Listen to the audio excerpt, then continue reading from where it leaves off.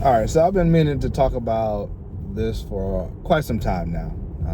There are a lot of people who have a lot to say about development in this country, developing of players, and how well it's going or how not well it's going.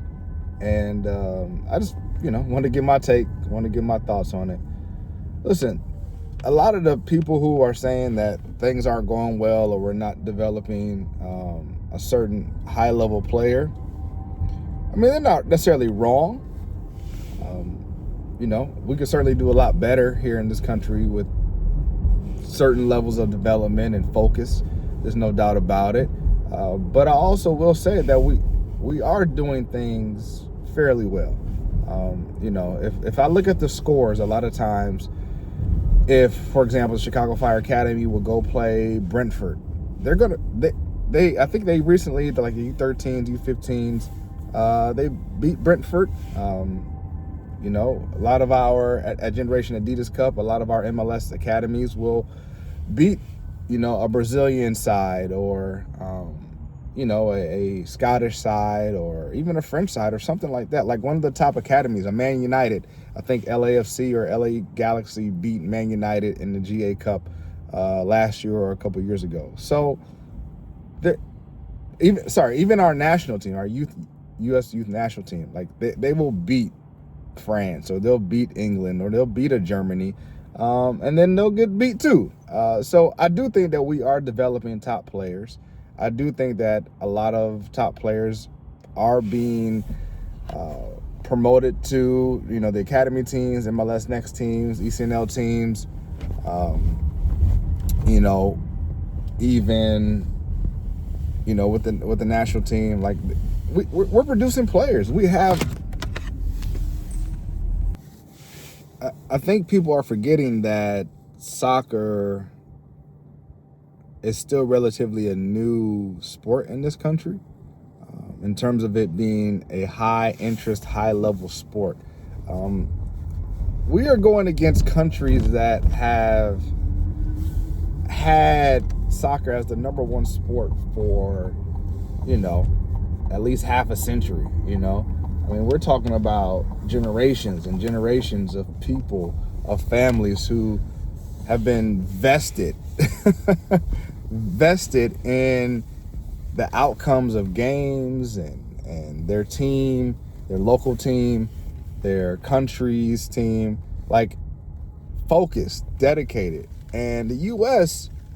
is just figuring that out. I mean, listen, MLS has been around since 96. That's 30 years pretty much. And, if we're being honest, in some cities, there are families who don't even know that we have a professional soccer team.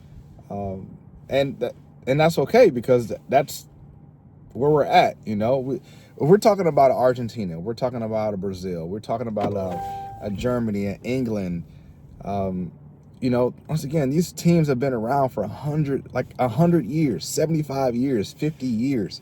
And so when we're talking about, the game being, whether number one in the household, whether we're talking about the game being taken seriously in communities, the pay to play and who has access to the sport or whatnot.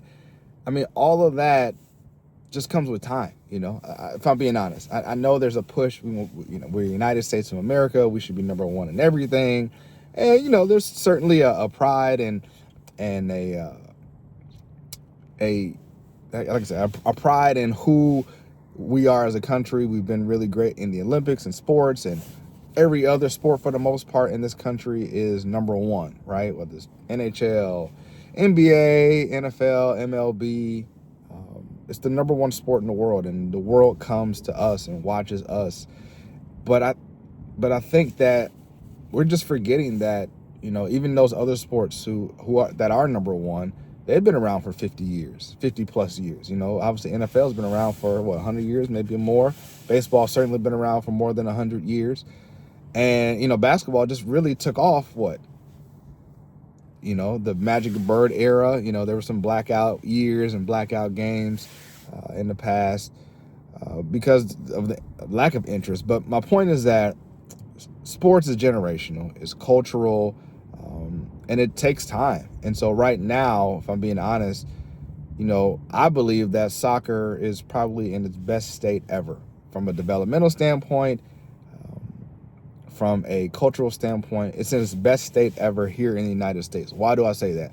As a coach of teams, as a coach of players individually, as a small group coach, camps, clinics, there is so much more interest in the game of soccer, like way more than when I was coming up. And my generation, millennials, or whatever you want to call us, I think we were the first generation really to grow up with soccer, from the standpoint of playing the game from when we were young to seeing it all the way through the pros, in my instance, right, college and the pros. And then now we're raising our kids to really love and enjoy the game, and the game potentially probably being first in the household. And that's a big difference. The dads, the moms are supporting, yes, MLS teams, but they're also supporting teams from overseas. So now you have little kids celebrating like the pros do.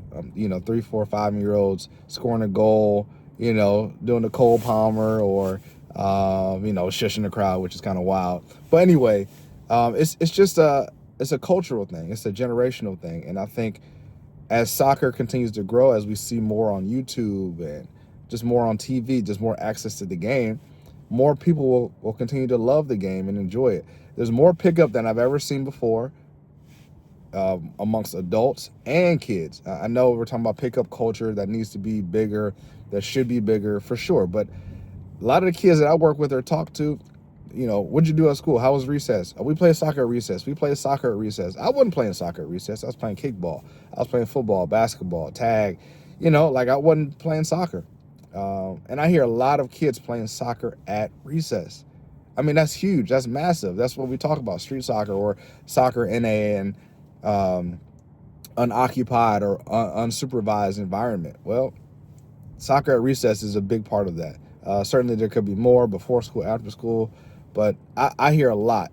I see a lot. And once again, I do feel that soccer is in its best place that it's ever been in this country. Of course, man, there's so much division on development and how to develop players the right way. And, you got the rondos versus ball mastery versus play, practice, play. How soon should a player start, playing soccer? How soon should they be sport specific, meaning they just focus on soccer alone? Listen, man, there's no one way. There's no right answer. That's why you have different countries who have won the World Cup, have different styles of play. Whether it's Italy, Catenaccio, obviously Spain and the passing, tiki-taka, Barca, Brazil, like Jogo Bonito. I mean, there's so many styles that have won the World Cup and have success and have produced world-class players. Like, there's no one way. And so, yes, does the U.S. Need to find probably a system and stick to it, or a path or a methodology that everybody could generally agree with? For sure. I do think that's a big part of it. I do think that will help. But this is a big country, and, it just may take a little bit more time. So, listen, my main point is that I think we're in a good place for development. I think kids are playing, boys and girls are enjoying the game, are watching the game, are falling in love with the game. And I see a lot of ballers. Listen, I'm in the Chicagoland area right now. I see a ton of ballers. I mean, seriously, there are players on both the boys and girls side who I am in awe of at the age of 11, at 8, 9, 10. I'm like, man, I couldn't do what you're doing already. Some stuff I can't do right now as an adult, that they can do as a teenager or as a player. And so I'm excited to see where the game is going. We do have players who were groomed here in the United States who are playing in Europe right now, and whether that is because their parents had them play soccer early, they got out the bed playing, or came out the crib playing, the parents introduced them to the game early. The dad was a main factor, or the mom was a main factor. That does help. There's no doubt about it. But we are producing players. A lot of academy teams, a lot of academy players, or excuse me, academy MLS academies are producing professional players who are playing here and playing overseas. Certainly, we would love to produce a Messi or a Ronaldo or just a world player of the year, and it will happen. It's the United States. I believe there's too many people here, too many talented individuals here for that not to happen, especially as the game is growing and the exposure of the game is growing. But I just want us to not go crazy with understanding that this thing takes some time, man. The U.S. got into the World Cup back in '94 after I don't know how many years, being out of it.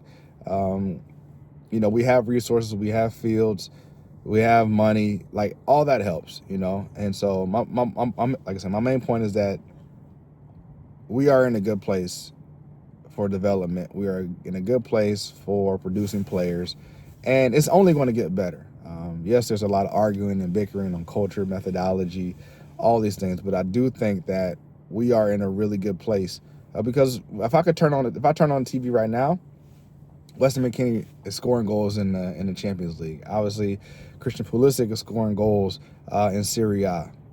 We have ballers overseas at some of the best clubs in the world, most storied clubs in the world, playing from the United States of America, players who grew up here.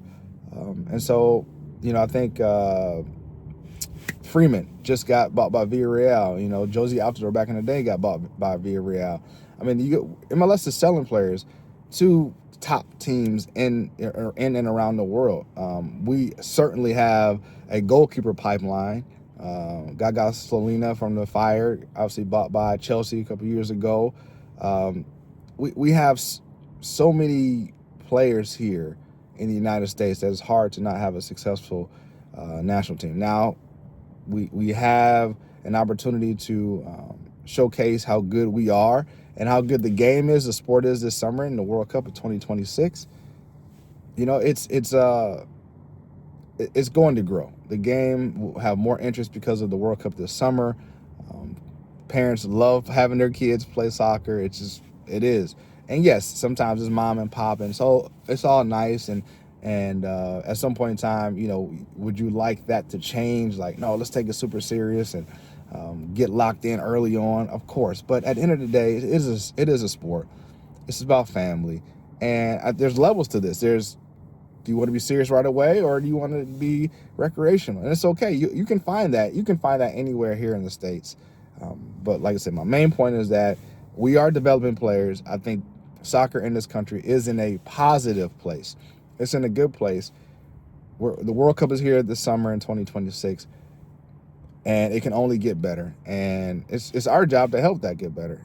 So if we see something that we think as coaches or parents that could be better, let's take it into our own hands, not arguing, not bickering, and not going off on people. Disagreements are going to happen, no doubt about it. But just do your best to prepare a player for their next level. You could focus on passing all day with your club team, but your player gets to varsity soccer or gets to college, and that's not the style they play. So will he struggle? Maybe. I don't know. I think your job is to help your player, your son or daughter, the player you're coaching, the player you're working with, mentoring, help them be prepared for what they potentially could face in the future. So sometimes they need to get out of a situation 1v1. Sometimes they need to be able to pass out of a situation, one touch, or break lines with a pass or a long ball, or they need to be able to make the quality decision that will lead them to have success. So I'll sum it all up. We're in a good place, soccer-wise. We're producing players. We are producing players. One day we will produce a World Player of the Year. We will produce multiple World Players of the Year, players who are playing in EPL, and MLS is a quality league. Listen, at the end of the day, you want to be able to make a living, don't you? You want to have a quality life. I think about, when I was playing, of course, it would have been amazing to be a millionaire and, have a certain amount of money to almost never work again, that some soccer players or even pro athletes do. But I also think that at the end of the day, it's really about quality of life. So, yeah, we talk about the national team and winning the World Cup and winning this competition and so on and so forth. But are you producing a player that is going to take what they learn from the game and apply it to their lives, both while they're playing and then afterwards? Hard work, dedication, discipline, commitment, teamwork, leadership. I can go on and on. But at the end of the day, if a player can play in a league around the world and make a living, provide for themselves, and enjoy life as much as possible, right? Playing a sport that they love and that they enjoy for as long as possible. I think ultimately that's what it's about. Of course, I want to win. I want to win more than almost anybody, Of course, I want the United States to win a World Cup, and I want us to have consistent success on the world level and produce players, yes, for MLS and to dominate MLS and then, dominate the rest of the world, the world leagues and things like that. But can a player enjoy his or her life while playing the game? Can they make a really, really great living, live in great cities, comfortable, and enjoy themselves and provide for themselves and their families in MLS and USL and overseas, Australia? I mean, of course. That's what, for me, I think that's part of what it's about. Yes, producing world-class players, top talent, but ultimately producing players who can provide for themselves, who can help others, who can provide for their families, who, college scholarships or playing in college can help you get a college degree, which could help you get a job or start a business, or you meet somebody that you network with, you meet in college, and you're able to, just provide for yourself and your family. So with all that being said, man, I want us to just think about like where we've come from and where we're going in regards to the soccer life, the soccer culture here in the United States of America. I think we're in a good place. All right, y'all. Peace.